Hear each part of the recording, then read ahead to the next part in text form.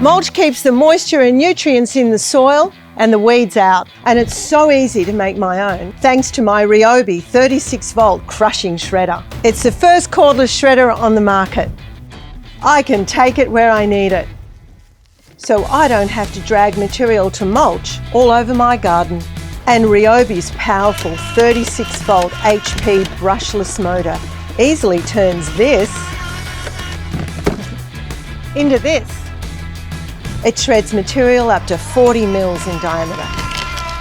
And it even shreds palm fronds without binding up. The powerful 2-speed motor is easily controlled from this panel. If I overload the shredder, this LED light will let me know. And I can use reverse mode to clear the jam. And the bin is opaque, so I can see when it needs emptying. And for my safety, if I haven't fitted it properly, the machine won't start. And this red LED lets me know what the problem is. And another really great function is this calibrate button.